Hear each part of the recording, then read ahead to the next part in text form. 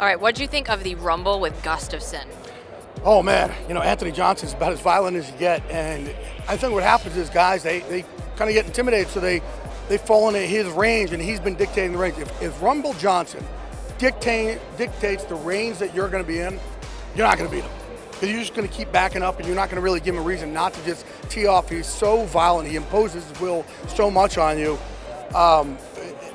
He should have been in this weight class a long time ago because he's, has a lot of added strength. And, Rashad Evans, who's a good friend of mine I trained with recently, he's been talking about Rumble for years and just how hard he hits and how good he's going to be once he kind of finds his place and gets some things settled in.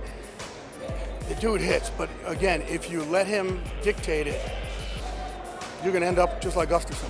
What do you think of the matchup then with Jones? Bones Jones, every time he fights somebody, people keep trying to come up with, oh, this could be the guy who beat him, that could be the guy to beat him. There's nothing like the guy. Say what you want about him. I've never seen anything like the guy. Nobody else has. Remember, telling Daniel Cormier, long time ago, I'm just telling you, when you fight him, dude, and just for the other guys that, I know who fought him, when he puts his hands on you first, it is so unexpected how damn strong he is. And you've never felt anything like this when he puts his hands on you. And guys go in there like, no, I've trained with this guy and that guy. No, it's unlike anything else. And the first time you really realize that is the first time he puts his hands on you. And you can see guys right out of the gate, he does it, he touches them, and they're kind of like, you watch him, almost look off to the side like, oh my God, what is that? And he's impossible to spar for because he does, who are you going to get who can simulate his length? You can't. And his athleticism and the way he's able to use his jiu-jitsu and his wrestling and his kicks, it's just nothing like it out there. So it's really hard to train for a guy like that.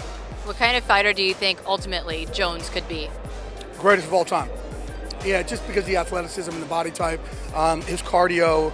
I think if it's one thing that people can go after, it's probably his pace. Your pace. He always dictates the range. So if you're just constantly pace like Gustafsson was their first time around, maybe. I don't know. I can't answer the question for you because the guy's he's that dominant, and he's going to beat you at what you think you're best at. For him to go down and take down. Daniel Cormier is one of the greatest wrestlers in the history of America. Chael Sonnen was one of the greatest wrestlers in the history of the sport. He does what he wants to do.